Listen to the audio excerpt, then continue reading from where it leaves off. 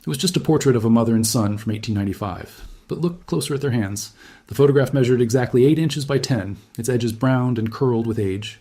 It sat in a cardboard box marked Atlanta Collection, uncatalogued in the basement archives of the Georgia Historical Society, surrounded by thousands of other images that had waited decades for someone to notice them.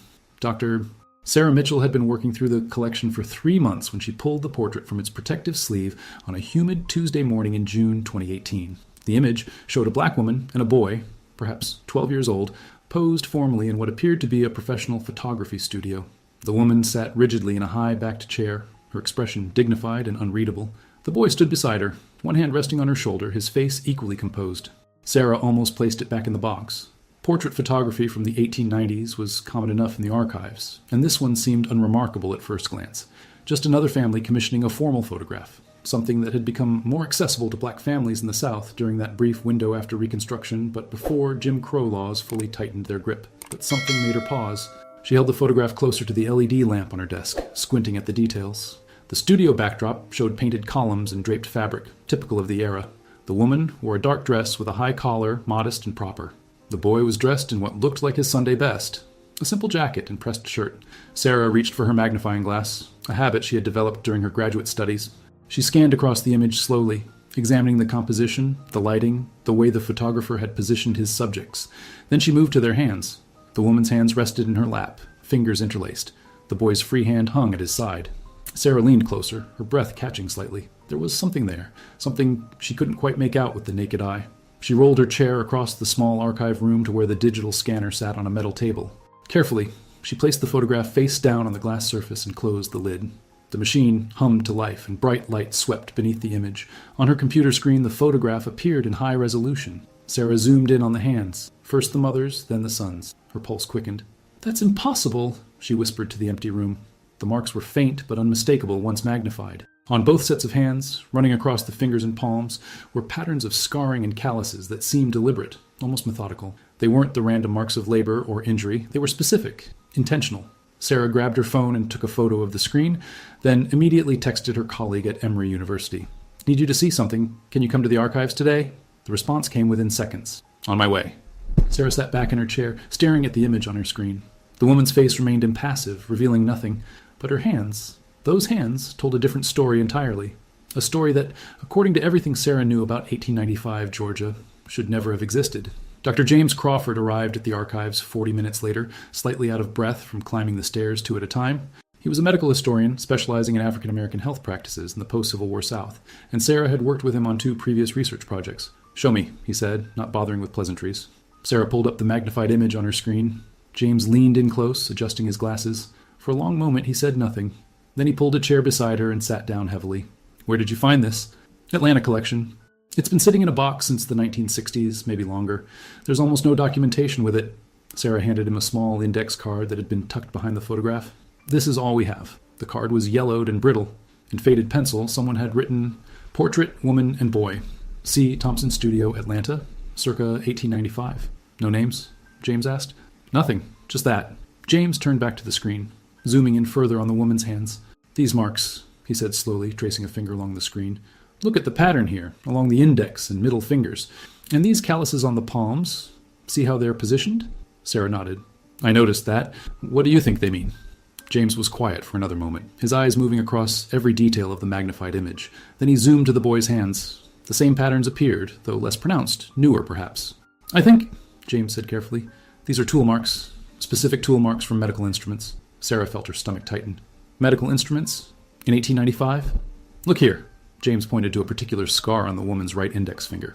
"This pattern is consistent with repeated use of a scalpel or surgical blade. And these calluses on her thumbs, they're positioned exactly where you'd grip forceps or clamps for extended periods." "But that would mean that she was performing medical procedures," James finished. "Regularly, for years, based on how developed these marks are." They both fell silent, the weight of the implication settling over them. In 1895, Georgia, the idea of a black woman practicing medicine was not just unusual, it was essentially illegal. The state had strict licensing laws, and medical schools were closed to black students, especially women. The few black doctors who did exist in the South had trained in the North or in rare institutions like Howard University in Washington. "What about the boy?" Sarah asked. James zoomed back to the son's hands. "His marks are less developed, but they're there. Same positions, same patterns, newer scarring. She was training him. It looks that way. Sarah stood and began pacing the small room, her mind racing through the implications. If this is real, if she really was practicing medicine, then we're looking at something extraordinary.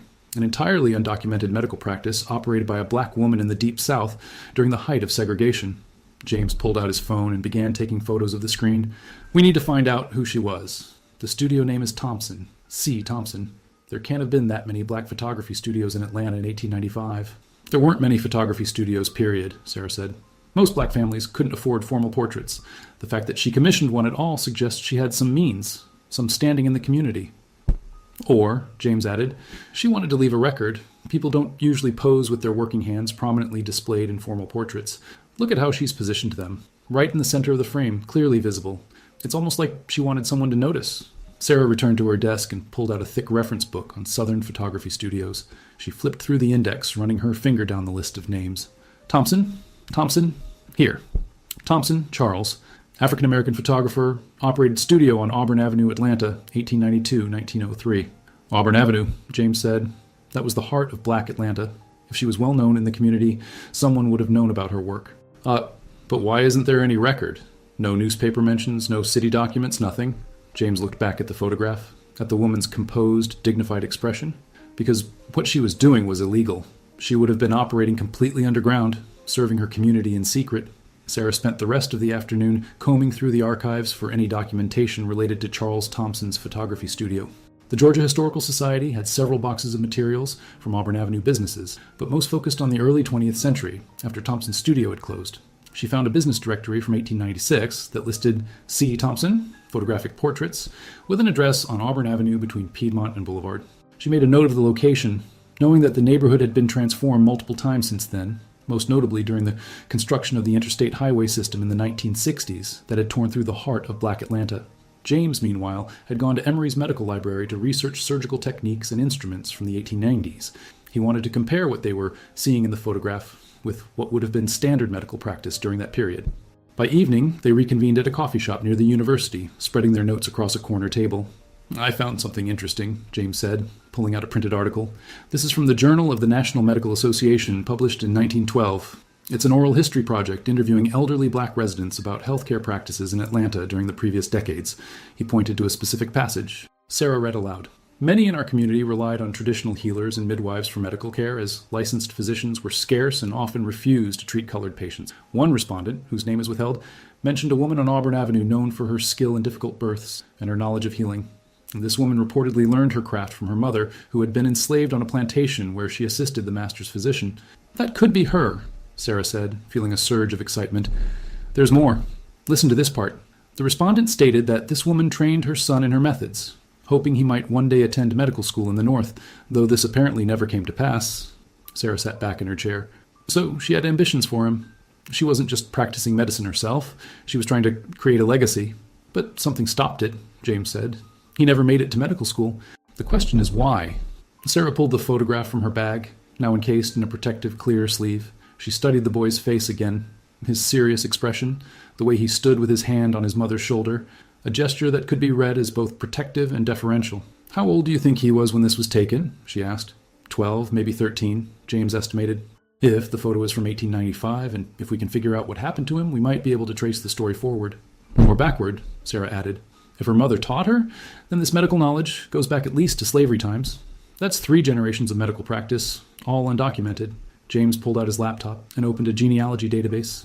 Let's start with what we know. Auburn Avenue, 1895, a black woman with medical knowledge, and a son about 12 years old. Charles Thompson's photography studio. Thompson might have kept records, Sarah said. Client logs, payment receipts, something. If they survived, James cautioned. A lot of black business records from that era were lost, either deliberately destroyed or just not preserved. They worked in silence for several minutes, each pursuing different research threads. Sarah searched through digitized city directories and census records. James explored medical licensing documents and hospital records from the period. Then, Sarah's screen froze on a particular entry. James, look at this. The 1900 federal census record appeared on Sarah's laptop screen, the handwritten entries barely legible even in their digitized form. But one entry, recorded for a residence on Auburn Avenue, caught her attention immediately. Head of household, Clara Hayes, female, Negro, age 38, occupation, midwife, Sarah read aloud. Living with her. Son, Daniel Hayes. Male, Negro, age 15, occupation, student. James leaned over to see the screen. The ages don't match perfectly if the photo is from 1895, but census ages were often recorded incorrectly. People didn't always know their exact birth dates, especially if they had been born during slavery. Clara Hayes, Sarah repeated, testing the name. And Daniel. Midwife is listed as her occupation, James noted. And that was legal, technically. Midwifery wasn't regulated the same way as medicine. But look, he pointed to a notation in the margin that had been added in different ink. There's something written here. Sarah zoomed in on the faint marking. Someone, perhaps the census taker or a later archivist, had added a small notation. Known healer. Serves community. Known healer, James said softly. That's more than just midwifery. Sarah was already searching for more records. If we have her name, we can find more. Property records, tax documents, church registries, death certificates, James added grimly. If we can find when and how she died, it might tell us what happened to the practice. They worked with renewed intensity, the coffee shop slowly emptying around them as evening turned to night. Sarah found a property tax record from 1897 showing that Clara Hayes owned a small house on Auburn Avenue valued at $200, a significant sum for a black woman in that era, suggesting she had accumulated some wealth from her work. James discovered a mention in the minutes of the Wheat Street Baptist Church dated 1893, noting that Sister Hayes had been recognized for her charitable works among the sick and afflicted. Another church record from 1889 mentioned a donation from C. Hayes in memory of her mother, Esther, who was called home to glory. Her mother was Esther, Sarah said, adding the name to her growing notes. That matches what the oral history said. She learned from her mother. But where did Esther learn? James wondered. That's the real question. Where did this knowledge come from originally? Sarah pulled up a slave schedule from the 1860 census, searching for any record of an enslaved woman named Esther in the Atlanta area. The records were fragmentary and often listed enslaved people only by age and gender, not names. But in the schedule for a plantation owned by a family named Whitfield, 15 miles outside Atlanta, she found an entry that made her pause. Female, Negro, age 35, house servant, medical assistant to family physician. Medical assistant, James said. During slavery, that could mean anything from bringing supplies to actually assisting in procedures. But if she was talented, if she had real skill, the physician might have taught her, Sarah finished. Not out of kindness, but because he needed the help. And then she would have taught her daughter, Clara, and Clara taught Daniel. They sat back, letting the weight of what they were uncovering settle over them. This wasn't just one woman's story. It was a lineage of medical knowledge passed down through 3 generations, surviving slavery, Reconstruction, and the violent reassertion of white supremacy in the South. We need to find out what happened to Daniel, Sarah said. If Clara was training him, if she hoped he'd go to medical school, then his story is crucial. James nodded and resumed searching. After another 30 minutes, he found something in the records of Howard University in Washington, D.C., one of the few institutions that accepted black students for medical training in the late 19th century. Application record, James said, his voice tight with excitement. Daniel Hayes, from Atlanta, Georgia. Applied to the medical program in 1902. Did he get in? Sarah asked, leaning close to see the screen. James scrolled down to the notation at the bottom of the application. His expression fell. Application denied. Reason given: insufficient preparatory education and questionable moral character. Questionable moral character? Sarah said incredulously. What does that mean? It could mean anything, James said bitterly. Or nothing. It could have been code for any number of things. That he was too dark-skinned, that he came from the deep south, that someone wrote a negative reference. Sarah and James spent the next several days following every lead they could find about Daniel Hayes' rejected application to Howard University. James had connections with the university's archives and managed to request a full copy of Daniel's application file. When the documents arrived via email, they gathered in Sarah's office to review them together. The application, written in careful, slightly stilted handwriting on forms that had yellowed with age, painted a picture of a young man desperate for formal education. Daniel had listed his preparatory education as private instruction in medical sciences and anatomy provided by his mother, Clara Hayes. He noted that he had assisted in over 100 births and had practical knowledge of surgical procedures, pharmacology, and treatment of infectious diseases. He was essentially claiming to have the experience of a medical apprentice, James observed, which technically he did, but without formal schooling or a licensed physician supervising him, Howard would never have accepted that. The letter of reference attached to the application made the situation clearer. It was written by Reverend Peter Simmons of Wheat Street Baptist Church and was carefully worded, Daniel Hayes is a young man of good character and strong Christian faith. He has expressed to me his earnest desire to serve his community through the practice of medicine. While his educational preparation has been unorthodox, I have witnessed firsthand his dedication to learning and his gentle manner with the sick. I believe he would be an asset to the medical profession if given the opportunity. Unorthodox, Sarah repeated. That's a diplomatic way of saying he learned everything from his mother, outside any formal institution. But it was the second letter in the file that explained the rejection. It was written by Dr. Marcus Whitfield, a white physician in Atlanta, and addressed to the admissions committee at Howard University. Sarah read it aloud, her voice growing tighter with each sentence. Gentlemen, I write to you regarding the application of a young Negro named Daniel Hayes. While I understand your institution seeks to elevate members of the colored race through education, I must warn you against this particular applicant. His mother, who calls herself a healer, has been operating an illegal medical practice in Atlanta for many years, treating Negroes, and I'm sorry to say, some white patients who are unaware of her race and lack of credentials. She has no formal training whatsoever and represents a danger to public health. Her son has been complicit in these illegal activities. Admitting such a person to your program would damage the reputation of your institution and the medical profession as a whole. I trust you will reject his application accordingly. The room fell silent. James's jaw was clenched, his hands flat on the desk. Whitfield, he finally said. That's the same family name from the plantation records, the family that owned Esther. Sarah pulled up her earlier notes. You're right. Marcus Whitfield would have been the grandson of the original plantation owner. His father would have been the physician who worked with Esther. So he knew, James said. He knew about Clara's practice, knew where her knowledge came from, and he deliberately sabotaged Daniel's application. More than that, Sarah added, scanning the rest of the file. Look at the date of this letter, March 1902. Now look at this. She pulled up another document on her screen. This is a complaint filed with the Atlanta Board of Health in April 1902, 1 month later, accusing an unnamed Negro woman on Auburn Avenue of practicing medicine without a license. He went after her, James said quietly. When the letter to Howard didn't stop Daniel, Whitfield went after Clara directly. The question is, what happened next? Sarah said. Did she stop practicing? Did they arrest her? James was already searching through criminal court records. After several minutes, he shook his head. No arrest record, no trial.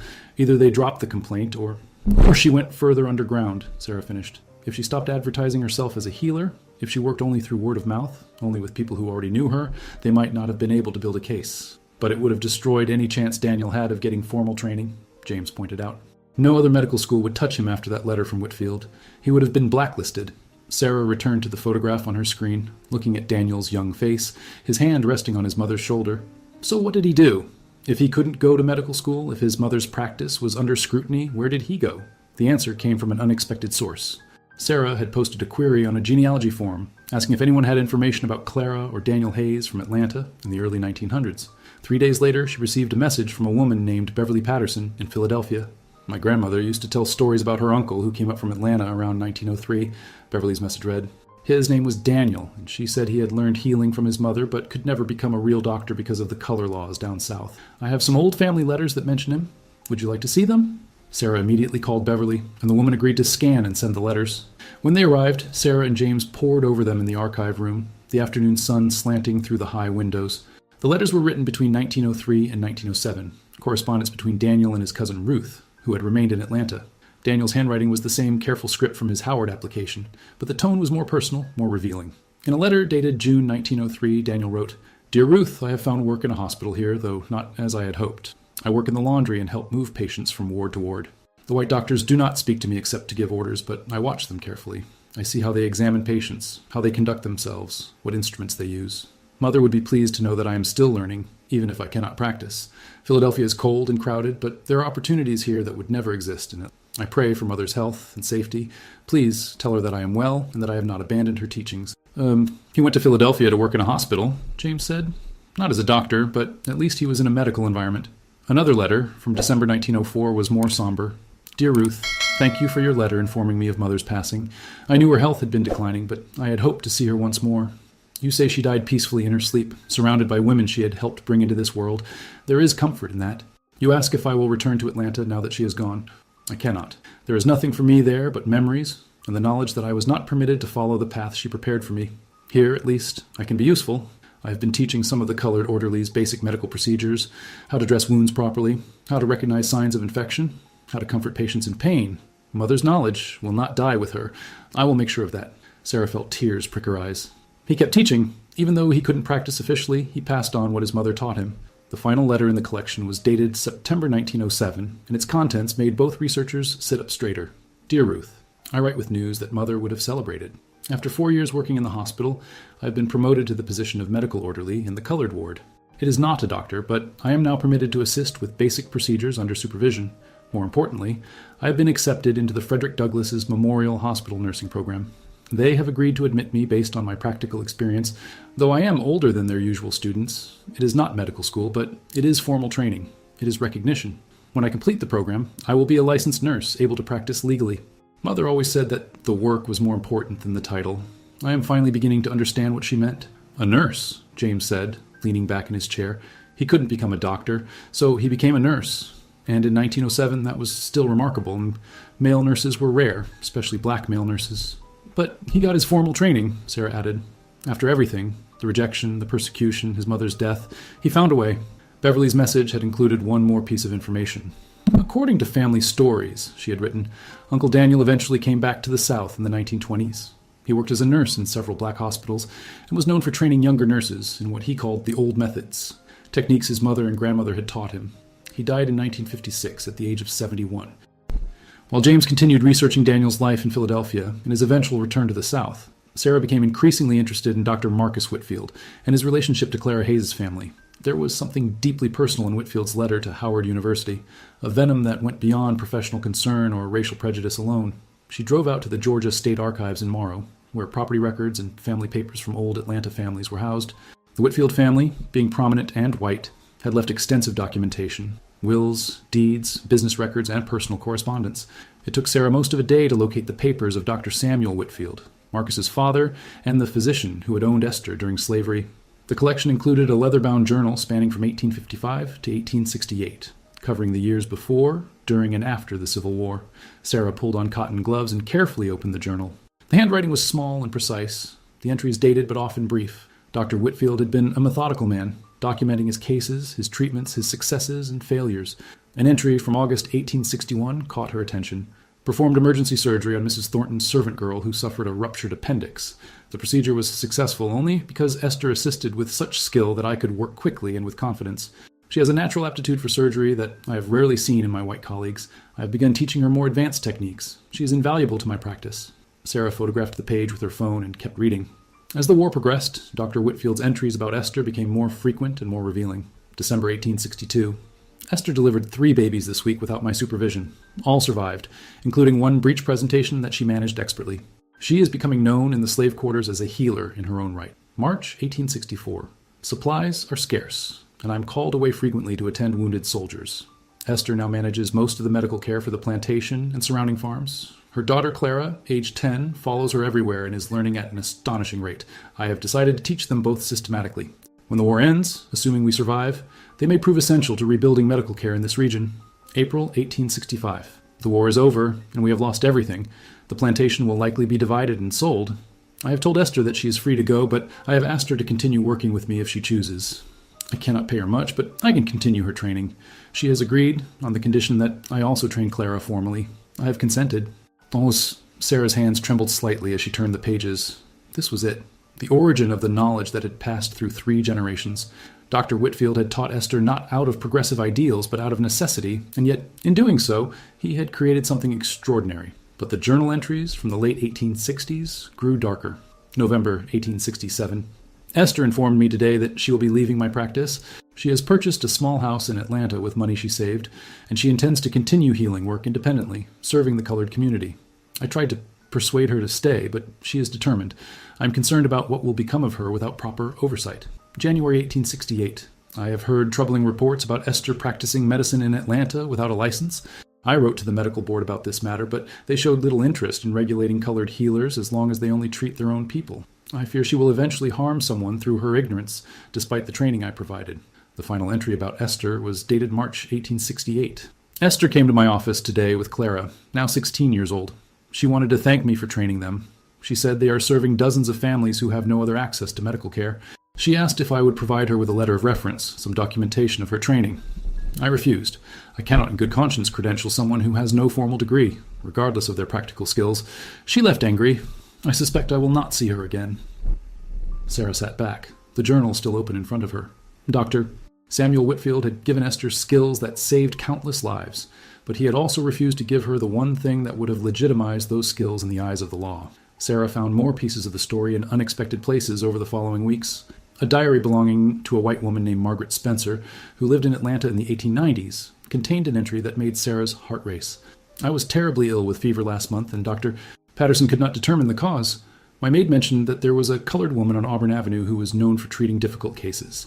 In my desperation, I allowed myself to be taken to her house. The woman, Clara, examined me with such thoroughness and knowledge that I was astonished. She prescribed a combination of herbs and told me to drink large quantities of water boiled with certain roots. Within 3 days, my fever broke. I tried to pay her generously, but she would accept only a modest sum. When I asked where she learned her skills, she said only that her mother had taught her. I have told no one about this visit except this diary, as I would be criticized for seeking treatment from a Negro, but I believe that woman saved my life. James, meanwhile, had discovered references to Clara in the records of Grady Hospital, Atlanta's main public hospital. In 1899, the hospital had received several black patients who had been pre-treated by an unnamed healer before arrival. The hospital's chief physician had written a terse note in the logbook. These patients showed evidence of competent initial care, clean bandaging, proper splinting of fractures, and appropriate preliminary treatment of infections. Staff should determine who is providing this care and whether it meets medical standards. But the most revealing documents came from the papers of Dr. William Penn, a black physician who had established a small practice in Atlanta in 1900, one of the very few licensed black doctors in the city.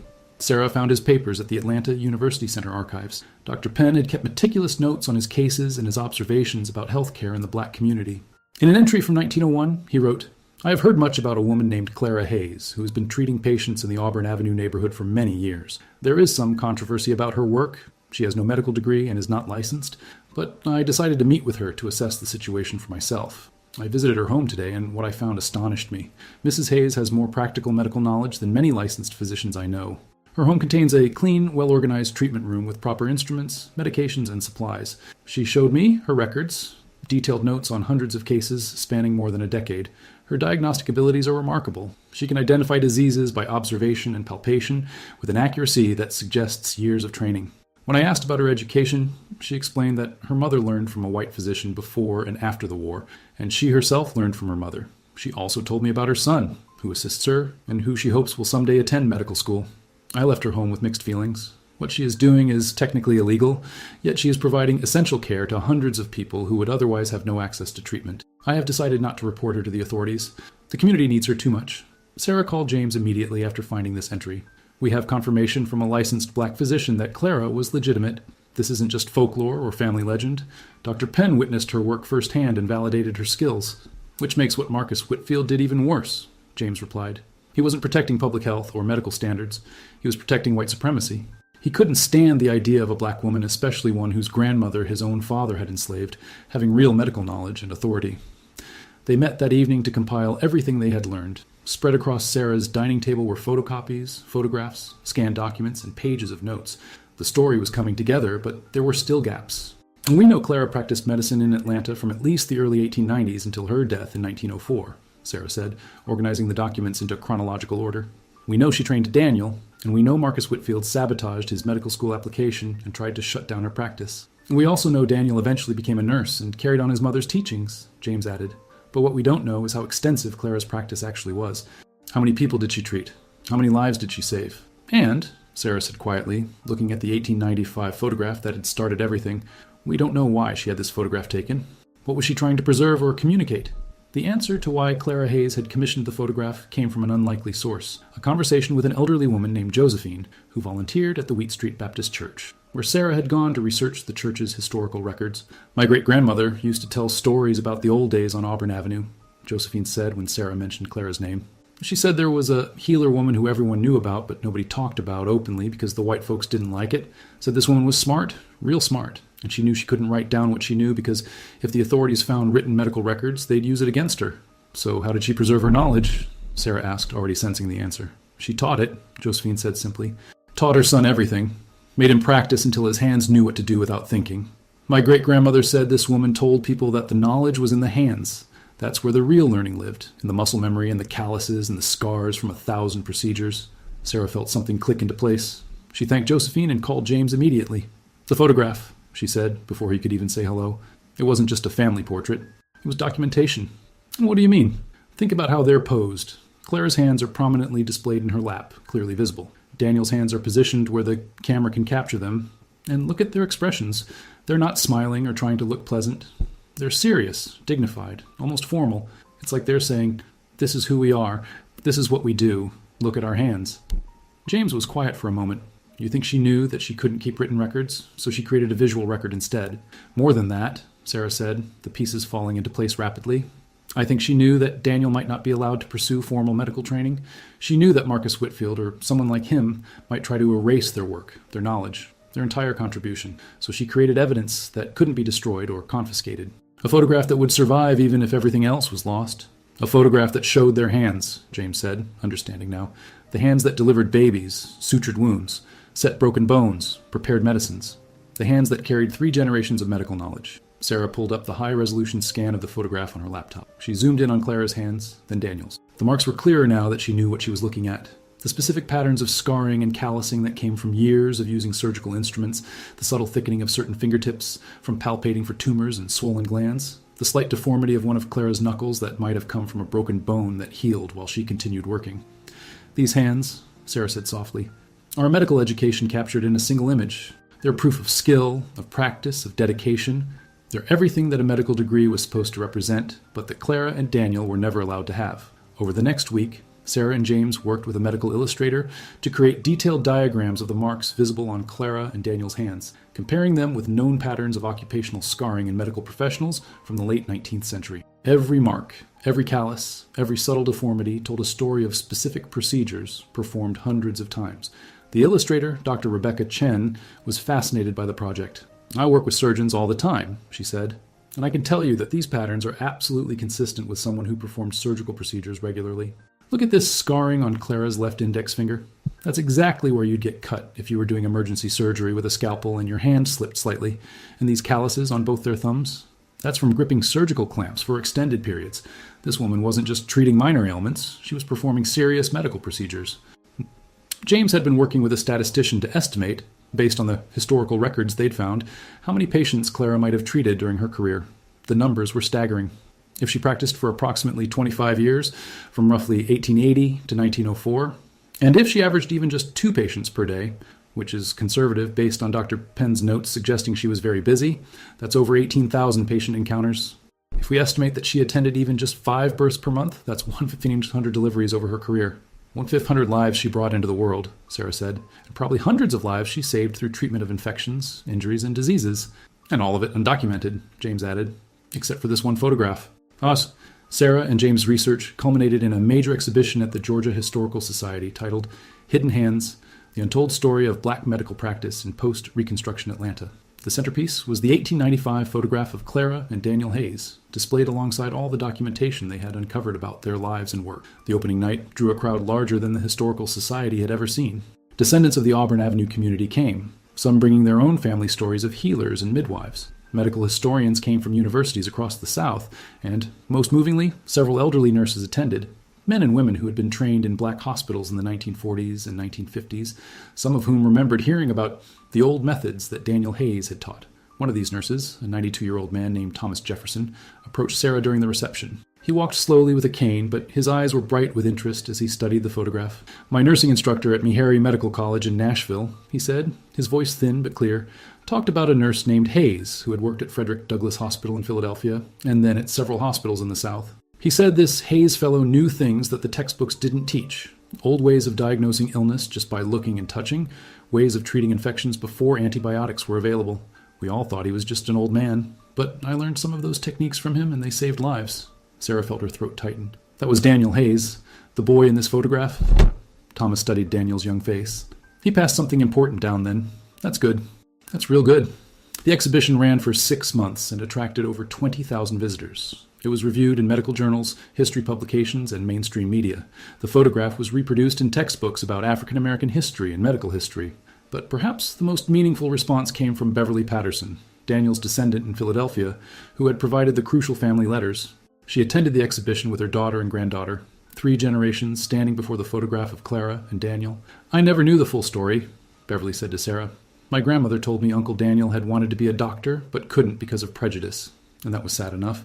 But knowing now what his mother did, what his grandmother did before her, knowing that they created this legacy of healing despite everything trying to stop them, that's powerful. That changes how I see my own family, my own history." Sarah and James published their findings in the Journal of American Medical History. The article, titled Evidence in the Hands, a three-generation legacy of black medical practice, 1860 to 1956, won several awards and sparked a broader conversation about undocumented medical practitioners in African American communities throughout the South. Other researchers began looking for similar stories, photographs and documents that might reveal other hidden histories of black doctors, nurses, midwives, and healers who practiced outside the formal medical establishment because that establishment had excluded them. The photograph itself took on a life beyond the exhibition. Medical schools began using it in classes about medical history and health equity. One physician wrote an essay about how the image had changed his understanding of medical expertise. We think of credentials as proof of knowledge, but Clara Hayes's hands are proof that knowledge and skill can exist outside of formal institutions, passed down through generations, preserved despite systematic attempts to erase it. On the final day of the exhibition, Sarah stood alone in the gallery after hours, looking at the photograph one last time before it was packed up to travel to its next venue. She had spent 6 months with this image, but she still found new details every time she looked at it. The way the light caught the fabric of Clara's dress, the barely visible mark on the studio floor, the determined set of Daniel's jaw, but always her eyes returned to their hands. Clara's hands, weathered and strong, marked by years of healing work. Daniel's younger hands, already beginning to show the signs of the legacy he was inheriting. "You wanted someone to see," Sarah whispered to the silent photograph. "You wanted someone to know that you existed, that your work mattered, that your knowledge was real. And now, 123 years later, we do. We see you. We know." The photograph remained impassive. Clara and Daniel forever frozen in that moment in 1895. Their hands prominently displayed for anyone who cared to look closely enough. But Sarah knew that what those hands represented, the knowledge, the dedication, the resistance against erasure, was anything but frozen. It lived on in every person who learned their story, in every medical student who now understood that expertise could exist outside traditional institutions, in every descendant who discovered that their ancestors had been healers and teachers and preservers of life-saving knowledge. Clara Hayes had been right to commission that photograph. She had been right to position their hands where they could be seen.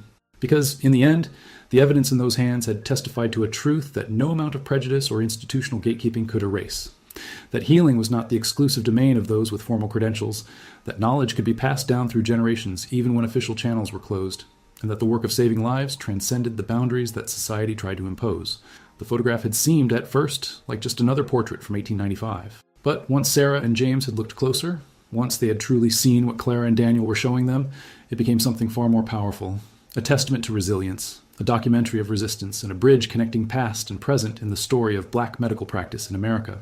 As Sarah turned off the gallery lights and locked the door behind her, she knew that Clara and Daniel's story would continue spreading, reaching people who needed to hear it, inspiring researchers to look for other hidden histories, and reminding everyone that sometimes the most important truths are right there in front of us, waiting for someone to look close enough to see them.